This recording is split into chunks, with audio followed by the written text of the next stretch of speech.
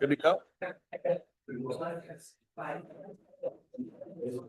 All right, I'm calling this joint meeting of the governing bodies of the villages of Fredonia and Belgium and the towns of Fredonia and Belgium to order.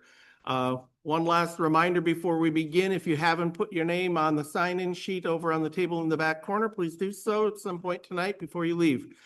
The first order of business is the Pledge of Allegiance. Please stand.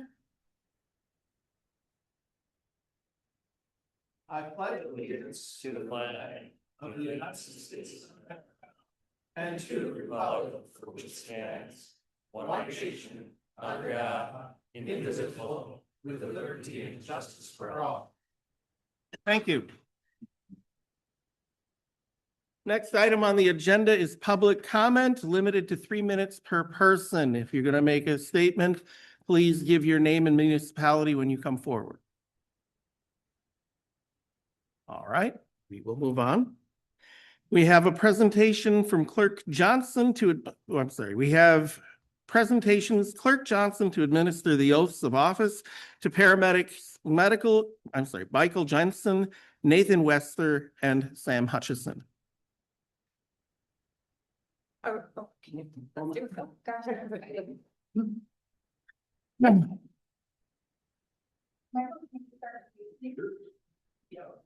If you stand in front of the microphone, we can record it upstairs. So stand here and raise your right hands and repeat after me. I, Michael Jensen, having been appointed to the office of firefighter paramedic captain, but have not yet entered upon the duties thereof. Swear that I will support the Constitution of the United States. I'll support the Constitution of the United States. The Constitution of the State of Wisconsin. Constitution of the State of Wisconsin. And will faithfully discharge the duties of said office. Faithfully discharge the duties of said office. To the best of my ability, so help me God. To the best of my ability, so. Congratulations.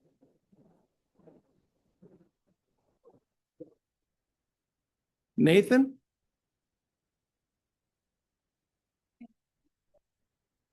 If you please raise your right hand and repeat after me.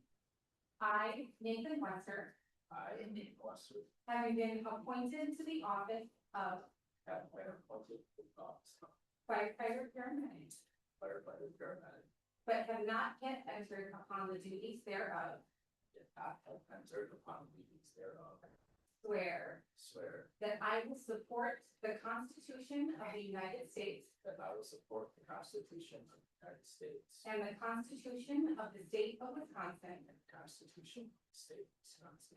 And will faithfully discharge the duties of said office. And will faithfully discharge the duties of said office. To the best of my ability, so help me God. To the best of my ability, so help me God.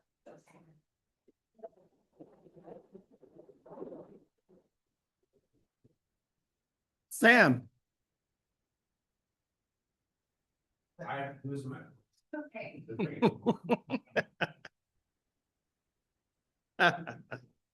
Raise your right hand. I, Sam Hutchison, having been appointed to the office of firefighter paramedic, but have not yet entered upon the duties thereof. Swear that I will support the Constitution of the United States. That I will support the Constitution of the United States. And the Constitution of the State of Wisconsin. And will faithfully discharge the duties of said office. To the best of my ability, so help me God. Best of my ability.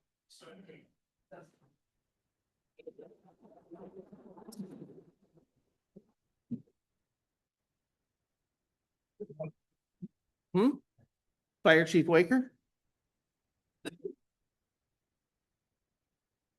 So just want to give an update on where we're at now with these 3 new people that were sworn in tonight. We are fully staffed with this program.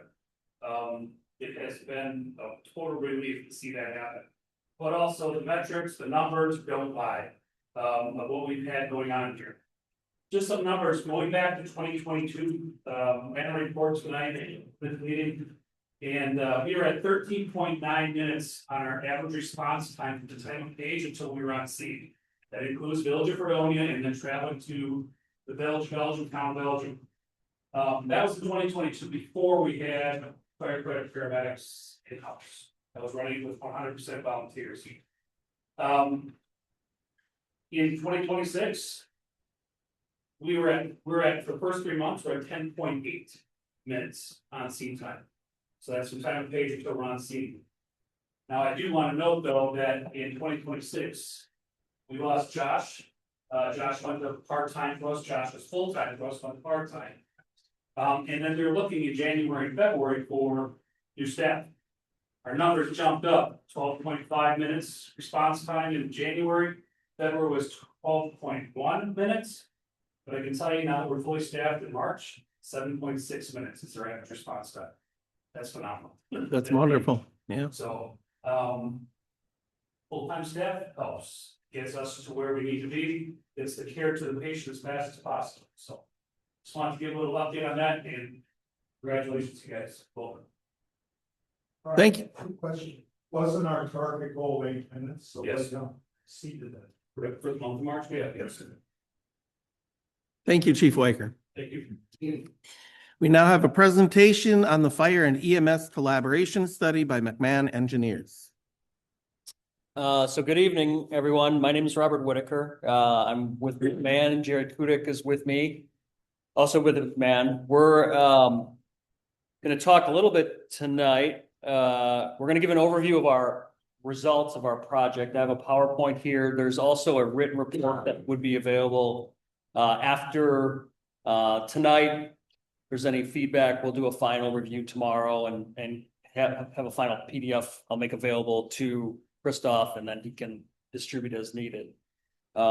So the village retained us to do an analysis of how could communities that are represented here primarily share and be more collaborative in the fire and EMS world. That was our scope of the project.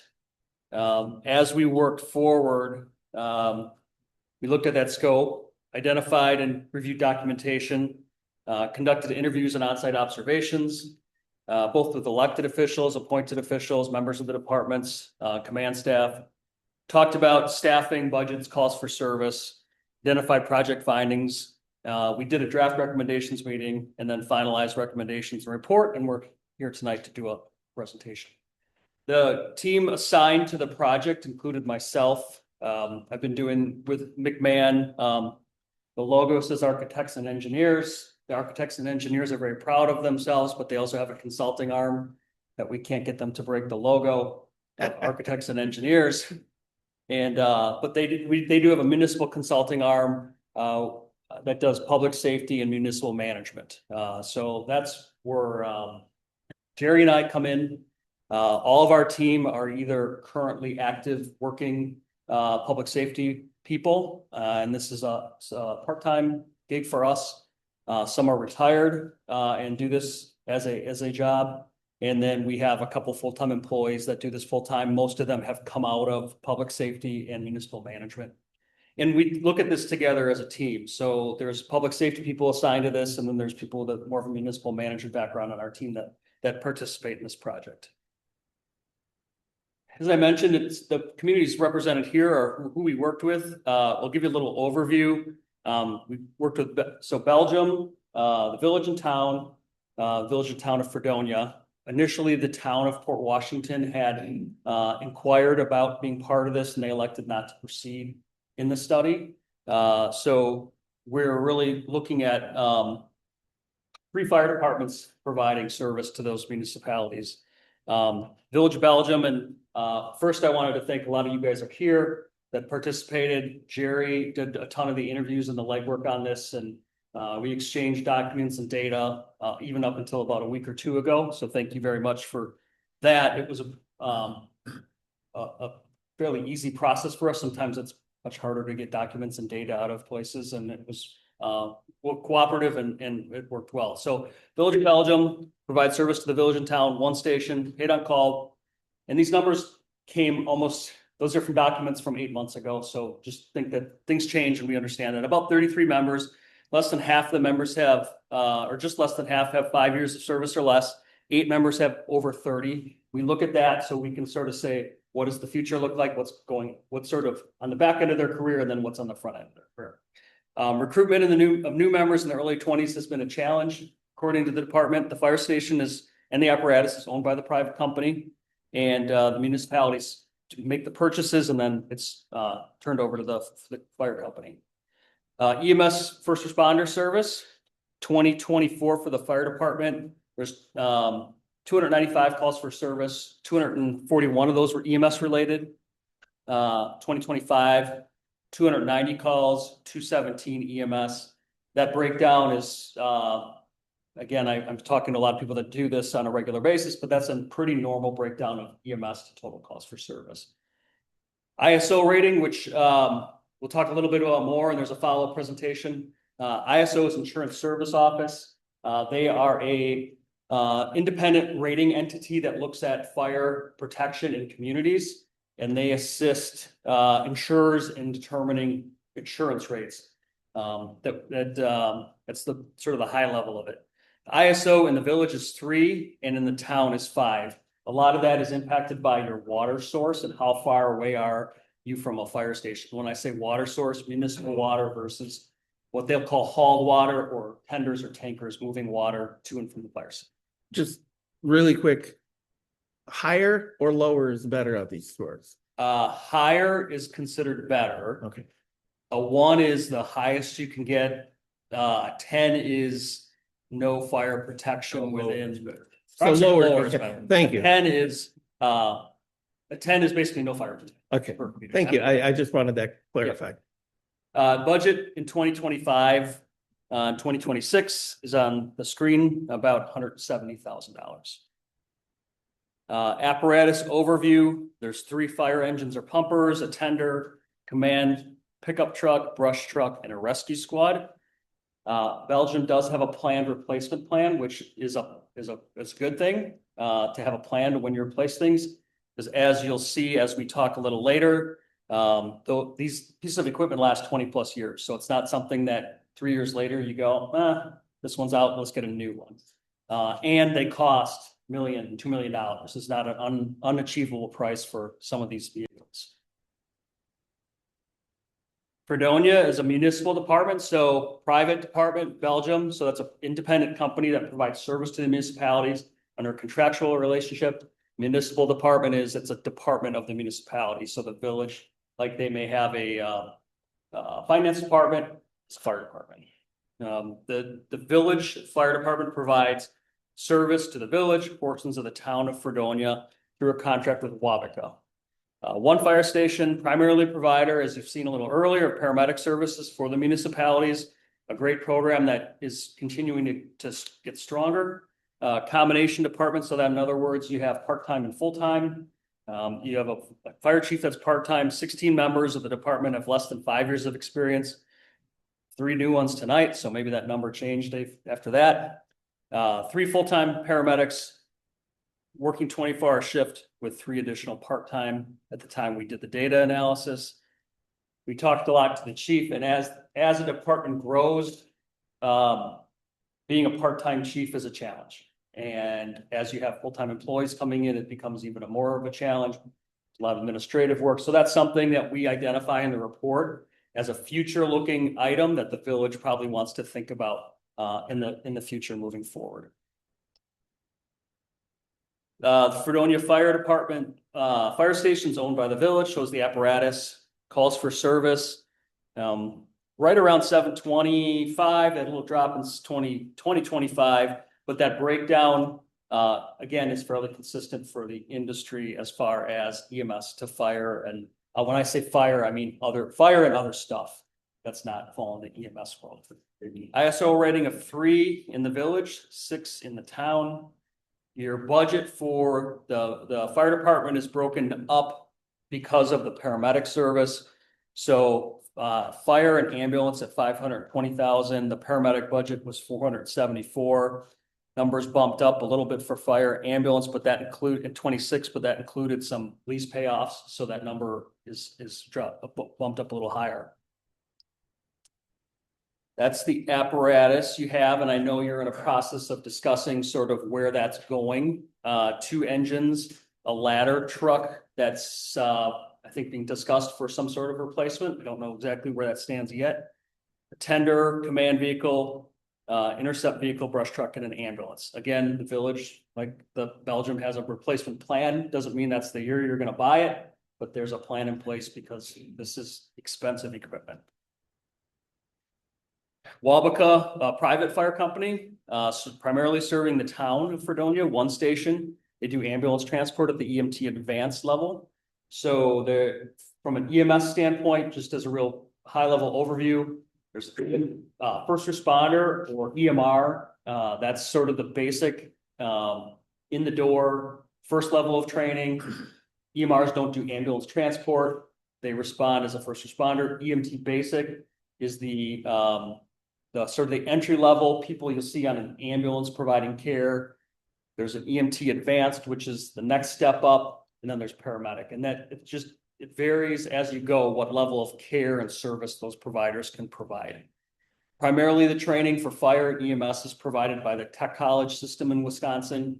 There's a couple exceptions throughout the state, but you're in an area where you have Milwaukee Area Technical College, and then you have access to Lakeshore.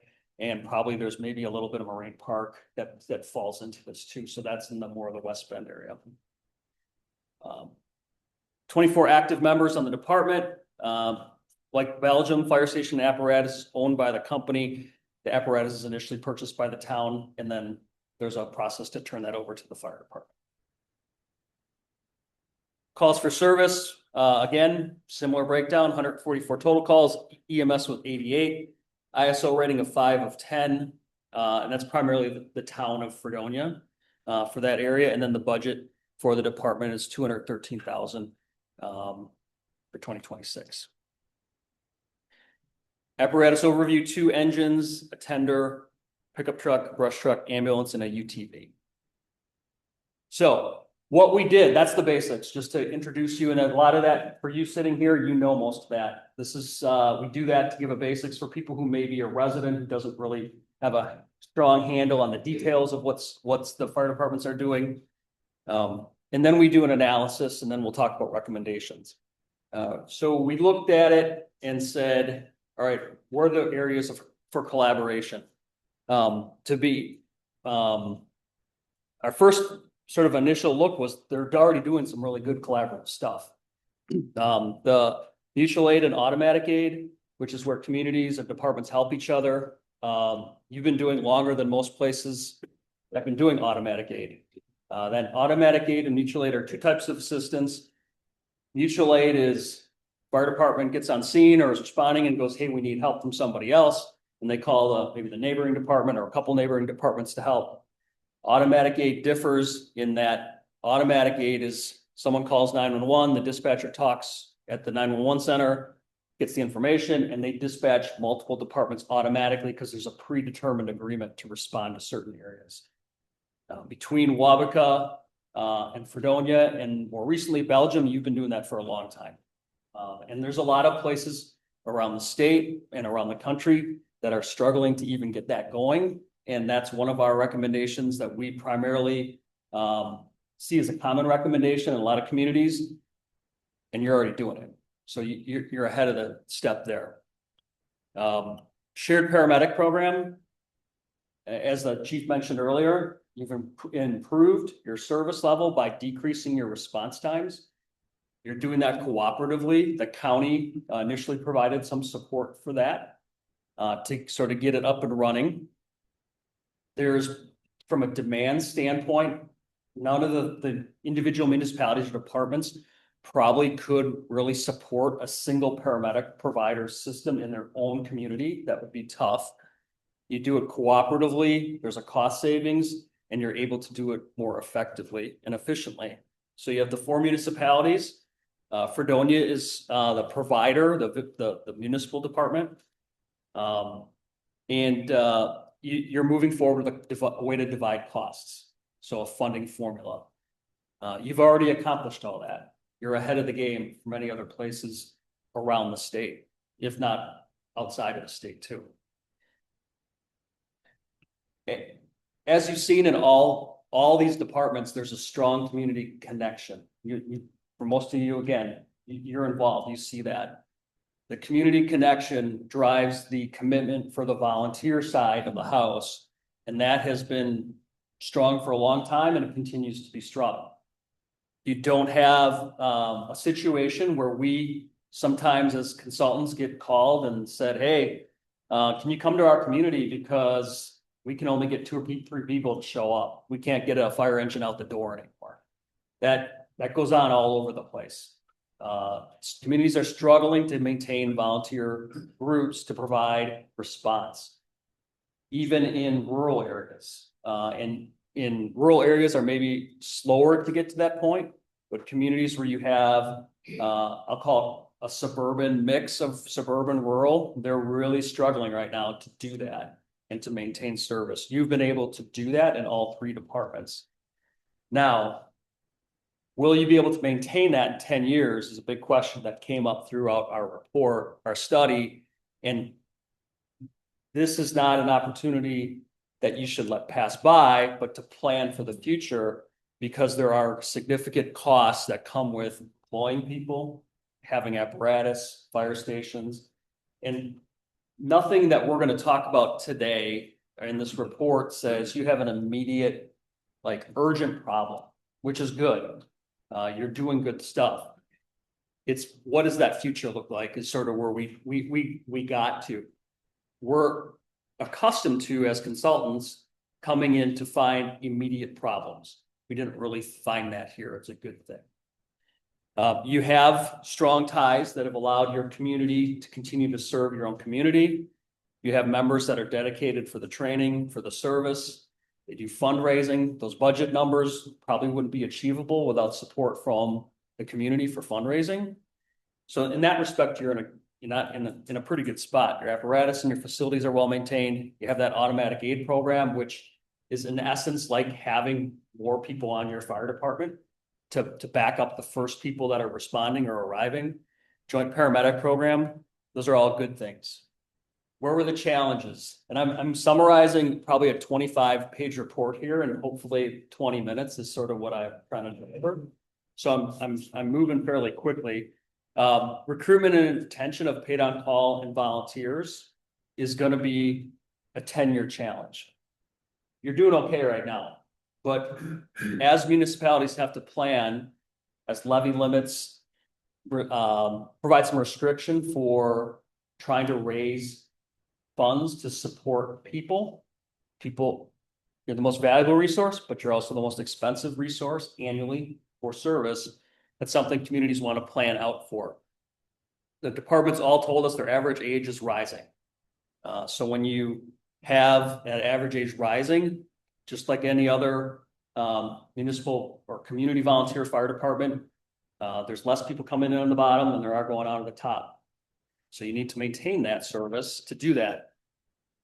You have funding of apparatus is becoming a major challenge over the last 4 or 5 years.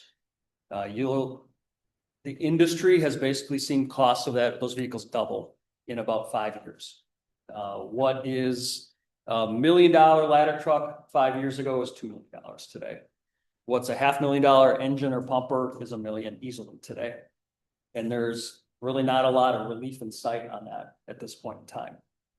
So what was something that could be paid for on cash is now something most communities are looking to borrow for. And that's a challenge for when you're paying $2 million and you're borrowing all that money. What is that over the 20-year borrowing period it's a lot more than $2 million. So when we talked to the elected officials and some of the staff, that was a big concern of what is that going to look like in the next couple of years and how do we afford maintaining what we have? What are areas of opportunity for the region? That was the scope of the report. The word consolidation is a word that we see in fire and EMS. It's a word that some people are comfortable with, but it's a word that brings a lot of concern and worry because that's change. None of us do well in change. Humans aren't accustomed to change. And there's change for service, there's change for tradition and culture. Fire service has a lot of tradition and culture that's built on history. So there's a lot of change. This whole study from day one, when we came and had the first meeting, was not about consolidation. And that was very clear. The scope was not to come up with a consolidated fire department to say, here's one department, here you go. This is our plan. That's not what we heard from the beginning. We didn't hear that in the interviews. We're not hearing that today.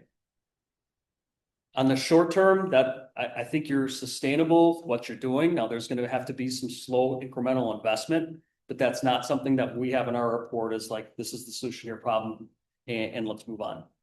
You can cooperate. There's areas for cooperation. Fire inspections becomes a challenge. As more businesses open, the state requires communities to provide, in general, 2 fire inspections. There's some exceptions out there in the statute. And as those sometimes become larger and properties, development becomes larger, and as people retire out, there's inherent knowledge that people gain in that process. That may be an opportunity you can look at to work together and either have a in-house person or get together and have a contract with there are private providers that do that work. The next one, which is create the Joint Emergency Medical Services District. This gets into the weeds a little bit, but you sort of have that already because you have a joint paramedic program.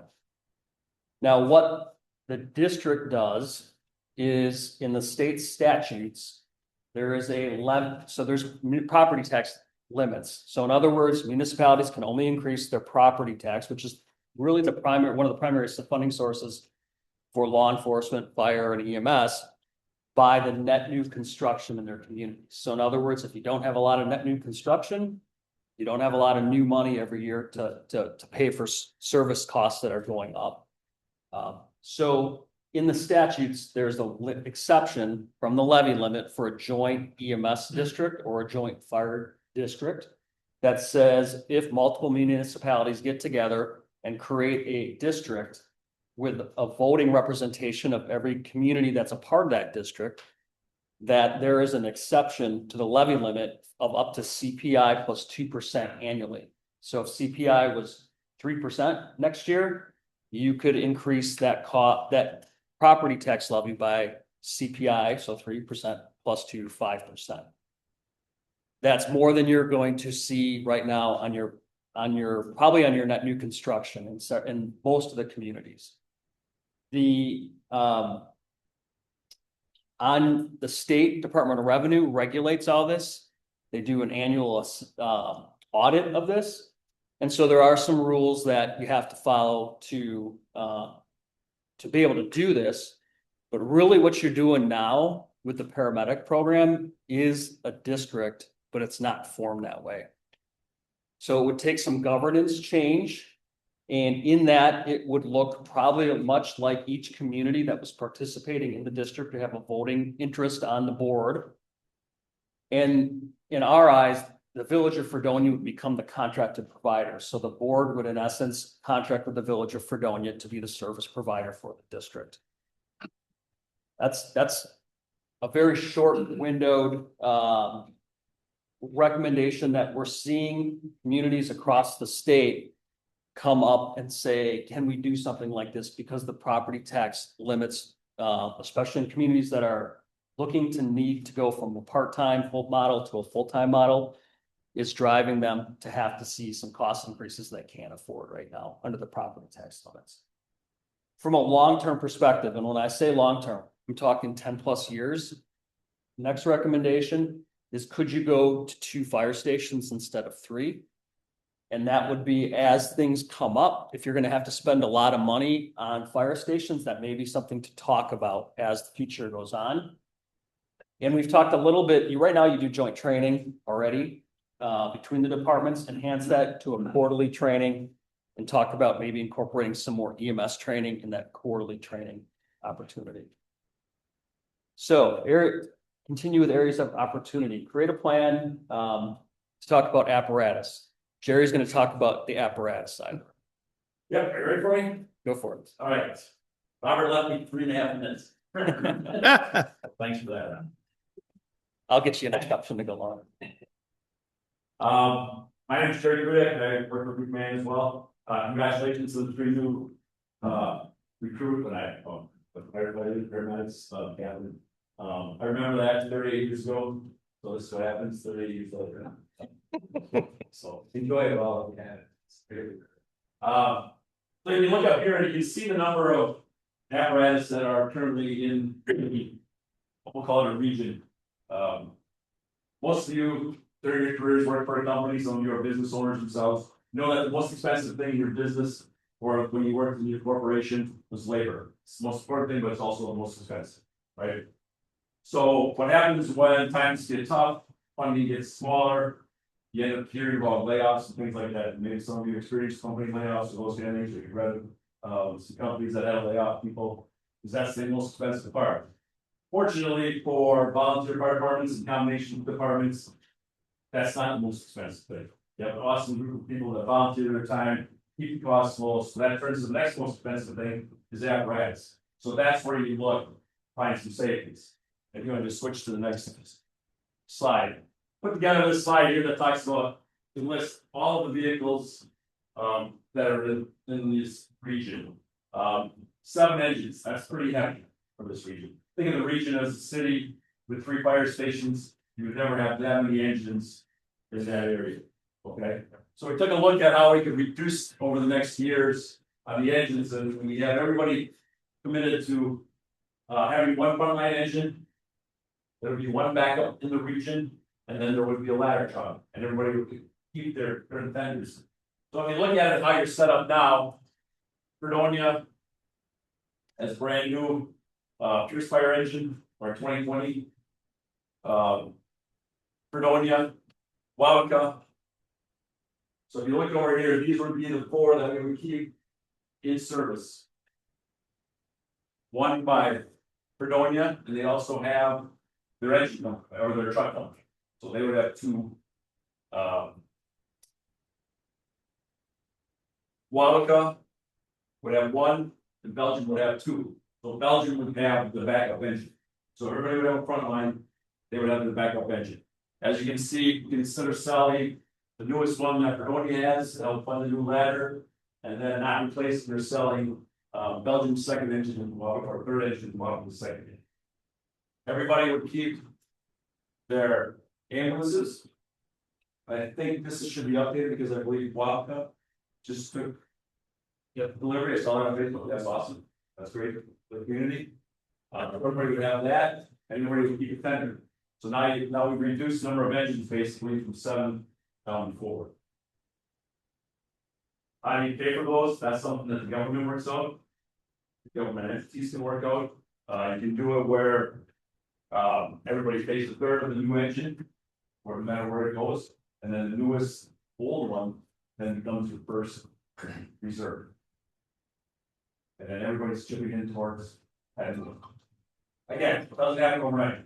Nobody's gonna go back to their department right out, check for 1/3 of the new engine that Fredonia is gonna get, or those kind of things. But if you look at, it's just a plan to start looking forward as to how you can start reducing the fleet. In order to make it work, because again, that's the most expensive. Robert talked about, the engine, that last engine I bought was 500,000. West Bend's taking delivery of it later this year, and it's supposed to 900,000. Exact same spec that we need 2 engines.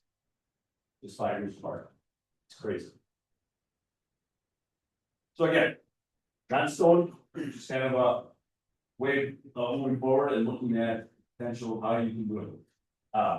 With your mutual aid, with your automatic aid, what happens is that everybody gets torn out. So you still would have 3 engines and a ladder at first. Not to mention mutual aid and waves if you have going. So if you get those 3 engines there immediately on the first response, plus a truck company, you're doing well. In fact, you already have enough people going back to calls to get 2 engines on the road. So then you don't need 2 or 3 engines. Everybody would have 1. Any questions just kind of on this? Again, it's just a blueprint moving forward. Again, there would have to be some governance You have to have, who can drive the backup apparatus, that only certified drivers. From other departments, they have to have so many hours of training on that vehicle and all those kind of things, so that insurance companies and things like that are okay with you driving other municipals apparatus.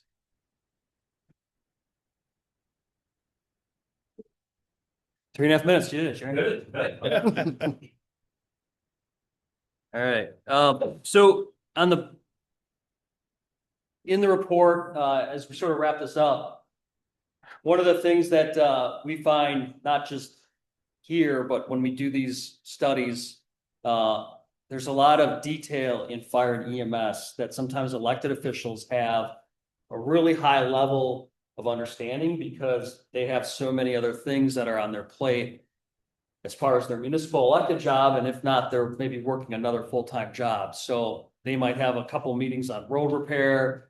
They may get a little bit of fire department, then they'll get something at law enforcement. So what we tried to put together are some things that, as elected officials in the communities, over the next 10 years might be worth saying, boy, what should I be asking? What should I be looking out for? Because there is a lot of change that's going to happen in the industry. And as the communities change and as people who have volunteered for a long, long time decide that, hey, I can't do this anymore, I'm moving somewhere else, or this isn't for me, what as elected officials should you look for? These are detailed more in the report, but when you talk about staffing in a fire department, did you get a decline of 20-30% over 3 to 5 years? That's something. So ask the fire chief maybe every year, how's the membership doing? What's our change? What's going on? What's the average age of our membership? Are we able to recruit people that are qualified to operate as pump operators and officers? In the state of Wisconsin, you have to have certain certifications above the firefighter certification to be promoted to pump operator and officer, lieutenant or captain. What's your ability to retain people? Are people leaving? Do you have people that are promoted or in the chief officer ranks that have the NIMS and the Officer 1 training, another certification that people have to do that in Wisconsin after 2018? That became a standard and administrative code.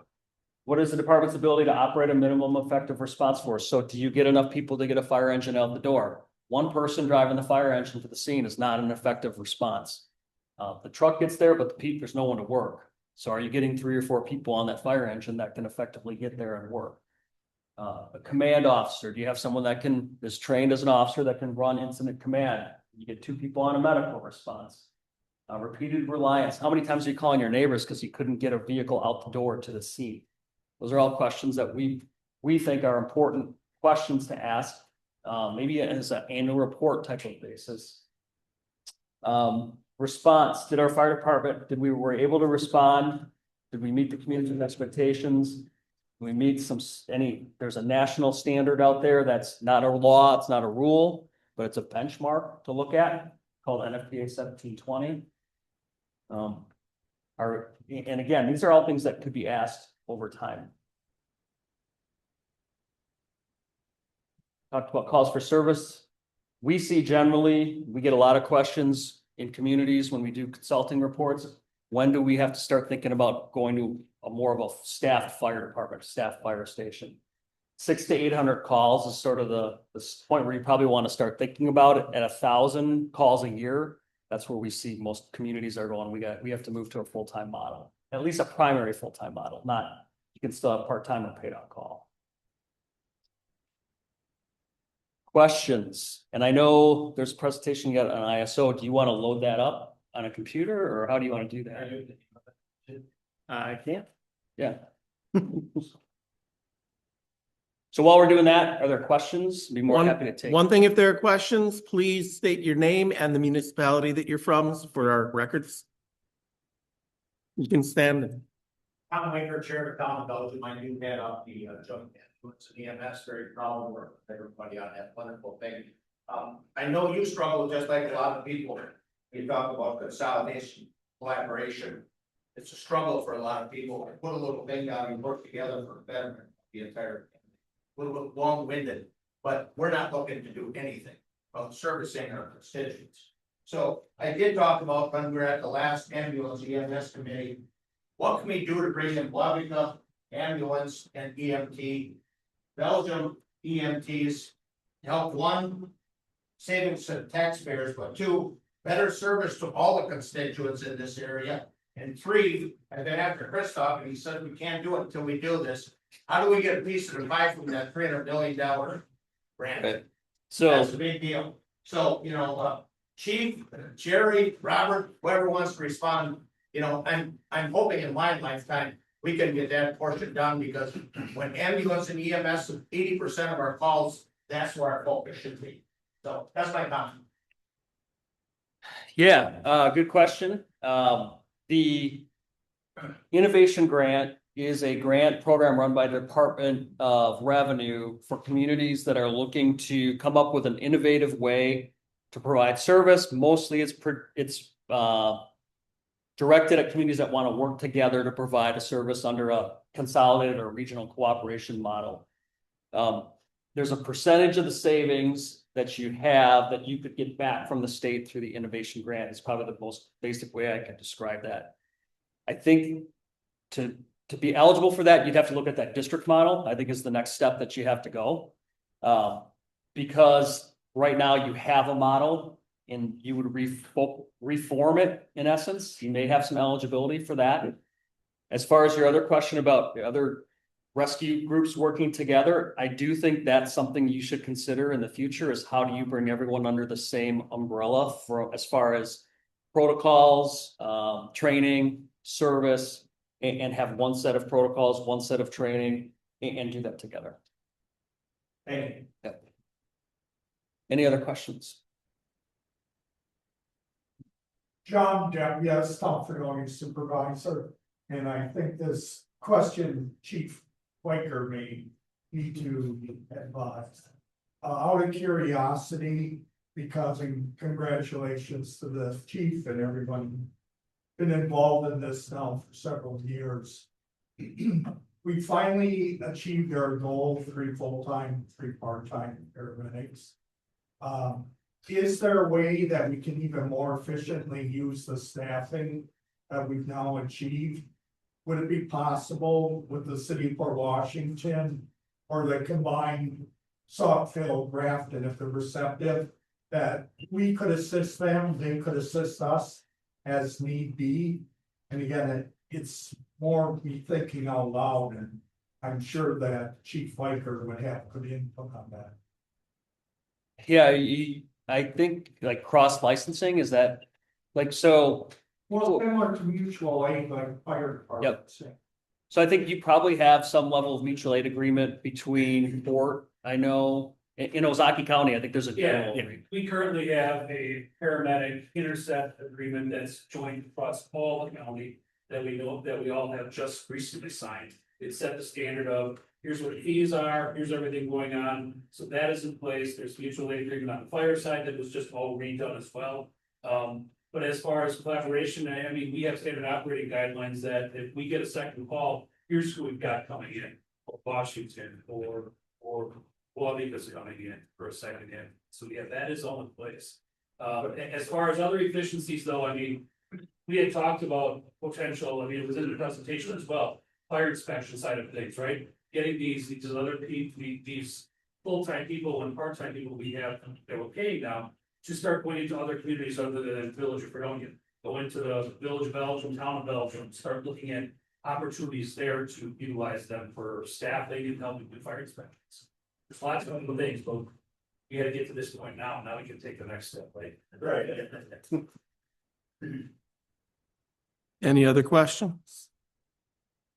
I have a question about the apparatus, combining apparatus. So like you said, as far as insurance, if the truck was sitting in Belgium and that crew of, 2 guys over in Fredonia and 2 guys over in Waukesha that could fill that truck and get it out there also if needed with insurance stuff. But if you governance that under one body to be able to, because you would probably have to governance that in order to disperse or collect the money for a new apparatus, wouldn't that governance be kind of controlling all of those bodies together as one company? Right, if I understand correctly, that is the cleanest, is to have one company, one fire company that would do that. In this case, where that wasn't what the fire departments wanted. I mean, when I talked to all the chiefs and members of the department, great community service, great community support. Fire department loves villages or the municipalities and vice versa. But I didn't hear anyone say that our trucks are loved by the city or the city loves our trucks, okay? Or we support our trucks, they support the people. So the trucks are something we can move around and still keep people in their communities that are served on the fire department and the community support for that fire department. So the best way is to keep them separate, you just have to come up with an agreement of how it's paid for.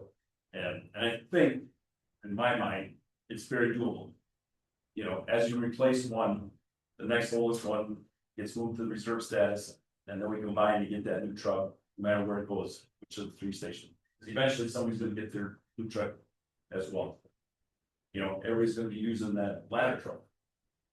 It's gonna go to every fall, but at least that's how you fight it up. One of the points that you see that I think would be covered in that is more the insurance side of it. So you still have 3 separate organizations, but is someone from Wabaca insured to drive a truck that's owned by Fredonia? And you can get through that with a intergovernmental agreement.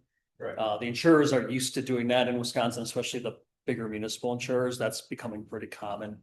That's what I was Yeah. curious, if you had a governance that managed all of that, and they were all in that intergovernmental agreement, then insurance wouldn't Right. probably worry if, you know, someone from Fredonia hopped in a truck that was labeled Belgium to Yep. get that truck to a fire where they're all working together. Because the end goal for all of them, I assume, you know, isn't wearing Wabaca or Fredonia or Belgium on the side of their truck. It's getting there to put out a house on their face.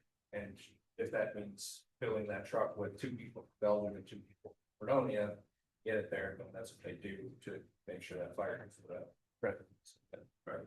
Short of having one governance doing the whole thing, you get around that and by making sure that all the drivers are certified, qualified, has enough training, you know, standardized training for it, so that they know exactly what's going on when they jump in that truck. So one of the points, and then I think we're good to go here. That we talked about ISO, and there's a lot of questions that I think people have about ISO, because ISO is an independent body. They have rating standards that they come and ask questions, and some of that revolves around how many miles from a fire station do you have, is your address or water flow, and how much water can fire departments move, because ISO focuses on that. One of the questions that came up throughout our study was you have enough fire in the fire apparatus in that chart, those each can flow certain amounts of water. Fire truck engines are given a rating for how many gallons per minute they can flow. ISO then says you need to be able to flow X number of gallons a minute of water to get this level rating.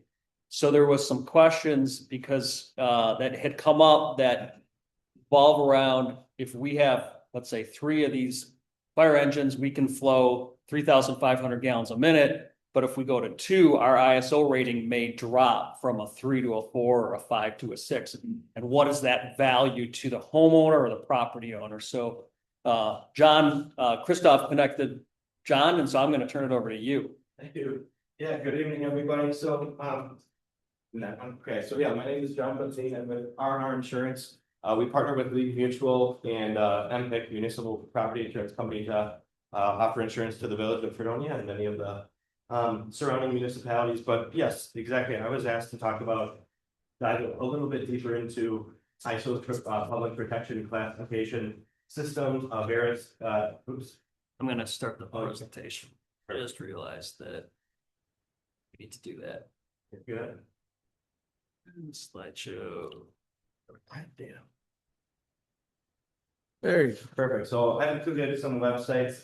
They're very user friendly. If anyone wants to take a picture of them to check in this later, but a couple of main points. Their expert staff collects information about municipal fire protection efforts in communities throughout the U.S. And in each of those communities, they analyze the relevant data and assign a public protection classifications rating, a number from 1 to 10. As you mentioned, class 1 generally represents superior property fire protection, it's wonderful, class 10. That's where we have problems. Their fire suppression program does not meet their minimum criteria. And virtually all US insurers of homes and businesses use their public protection classification. It's sometimes referred to as a PC, PC8, PC5, PC9, in calculating insurance premiums. So in general, the price of fire insurance or homeowners insurance, business property insurance in the community with a good PC rating is substantially lower than a community with a poor rating, assuming all of the factors are equal. And then ISO has a website kind of further highlighting this, isolitigation.com/PPC. And I've highlighted a few links there, how the program works, fire suppression rating, schedule overview, your community survey, and then technical subjects. So the PPC evaluation process, how do they determine what PC class you are through their survey? And they have what's called a fire suppression rating schedule. And it basically gives you a score calculated from 0 to 105.5. So as you mentioned, they review the fire department. First and foremost, that accounts for a majority of the points that lead into your score. 50% basically of it would be the fire department. 40% then is that water supply, hydrants, how much water flow there is. 10% is related to the emergency communication systems, dispatch, timeliness, stuff like that. And then they actually allow extra credit up to 5.5 points for the community's risk reduction efforts as a whole. So you see the different PC codes. Village of Fredonia is currently a 3. So you're sitting somewhere between the 70 and 79.9 score there. And a lot of times the big ask is, hey, how does this affect me if I live in a particular area? Or how does this affect my business, when I purchase insurance? From a personal line standpoint, we reached out to one of our top personal lines insurance carriers, and the underwriter we just said, hey, what if we go from a class 3 to a 5? And the guy mentioned, hey, there might be an impact on premium with some carriers, but it should be extremely minimal. And so he actually went in the system. There's hundreds of data points and things to determine what premium they're charging, but he just changed a sample homeowner's policy quote from a class 3 to a class 5, and it resulted in a $7 annual increase in premium. So his thought was, hey, bigger swings are likely to come at a PC class 7 or even 8 through 10. From a commercial or business perspective, I talked to many commercial lines underwriters who I deal with more on a day-to-day basis, and they all were saying how, hey, a 5 or better, like you're golden, it's a good risk. We don't really pay much attention to minute differences there. And so it's a fairly moot point with commercial insurance. There's just so much more that goes into what an insurance company is willing to charge and how competitive the insurance industry is in the area. But different businesses have fire suppression systems and sprinkler systems, and so that's should hopefully quell any concerns about some crazy increase in premium resulting from a minor change in a PC code. But anyone have any questions for me regarding the codes? Christoph? Okay. So we kind of talked about this when we chatted a while ago. I think where this comes into line is we talked about the equipment, and if we take some of our equipment offline, I think that McMahon addressed that even if we do that, our radius right to each other allows that we still have acceptable coverage with that equipment. So I think if we pair that with your explanation, I'm getting the gist that none of our departments should really be as concerned that if we take a piece of equipment offline, one, it's probably not going to affect our ISO too much. And if it does, it's still not going to, change the amount that our constituents are paying for their insurance. Is that a correct synopsis? Exactly. It's not going to affect it too much at all. Okay. Any other questions? So I guess my big question on that is, Give me your name and municipality, please. Thank you. so when we went through a recent ISO audit, past fall, our village is a little bit in a more difficult spot because our closest department is more than 5 road miles away.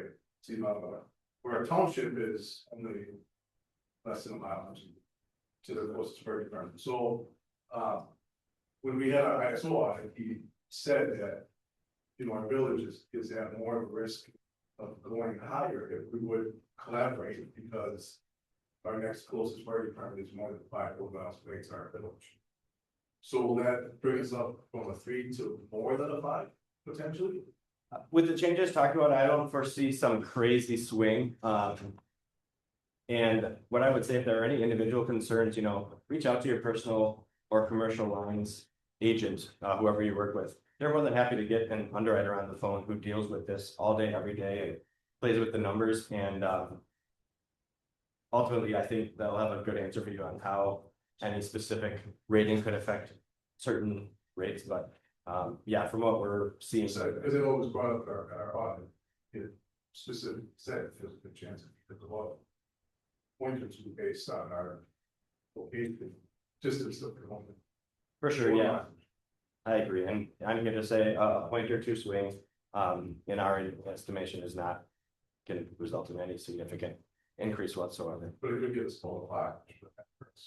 Well, and if you're going from, you know, up 1 or 2 from wherever you are, it's all relative. But ultimately, it's worth a conversation with your agent, between your agent and your underwriter, to see, you know, how important is that to them. Ultimately, I do think too, with how competitive the insurance industry right now and the number of carriers that really like to do business in our area, you know, we're talking very mood swings and you know, ISO rating changes. What one insurance company might charge for a rate or a PC number could be slightly different or even more offsetting than the rate in other insurance companies. So that's where the competition comes in. And yeah, like I said, I don't find it to be a little too concerning for homeowners policy, business policy. That answer. Any other? Oh, sorry. Do you have like the information of how the points are total for each like category? You know, you say fire department 50 points, but like how is a fire department or a certificate the same with like the water supply system? I think we could, we probably, I could think you would have it, but I think we could get that. We should have it in our fire department reports. Yeah, that report you have. So I could share that. with you. They're pretty detailed, and so yeah, you Yeah. can get exactly where it is. The chief has one. You of course, you just had one. Yes. Yeah, so it details. it. Very good. Thank you very Thank much. you all. Thank you. We are reaching the top of the hour, but we still have discussion, possible action on the collaboration study. We had some questions from elected officials. Are there any other comments or questions from folks in the audience, I guess, the group here? Let's because we've actually got the artist portion, Jerry. Yep. So on the apparatus, so we're in kind of a unique situation with I-43 and the fishing class. We carry a lot of equipment on our apparatus for extrication and water rescue done by our Corey or State Park. Lake Michigan. So that consumes a good portion of our engine. So I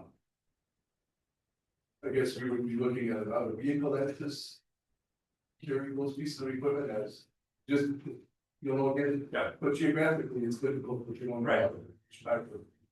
Yeah, I didn't think that particulars like that in consideration of what you carried on each rig. I was just doing 4 engines, equally stacked or equally employed, I should say. But in your case there, yeah, I mean, a heavy duty or older rusty truck or something like that is not going to cost $500,000 that an engine does. And you'd be surprised now when you use apparatus going for the market, if you have surplus engines, and now's the time. Sell or help liquidate department apparatus, other clients, and because of the high price $1 million engine, the engine that was going for 30 grand is now, you know, 100 to 200 grand plus. So that helps offset the cost of $2 million ladders.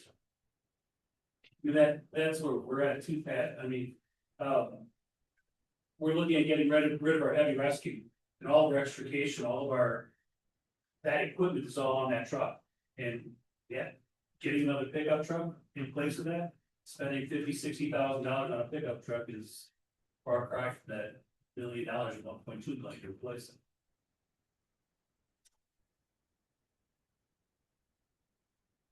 Any other discussion? Item for future consideration? Well, I guess that's where I want to open it up and Tom, I know you've been taking the lead as our chair of our paramedic joint group. If this is something we want to continue to talk about as a four municipalities, I think that group can continue to meet and brainstorm these ideas. That seems logical to me, but it's up to you guys what you want the next step to be. Certainly, I think with the EMS group with the applicant together, we have representation from all four municipalities, all three departments. You know, we need to walk before we run. So, you know, let's look at where can we gain efficiencies in the ambulance and the EMS part, save some dollars for our taxpayers. And offer better service for our constituents. And again, I was at Dana's presentation about a month ago. And I said out loud, and the group, don't take offense to this. Nobody cares what color the truck is. They're just glad the truck shows up.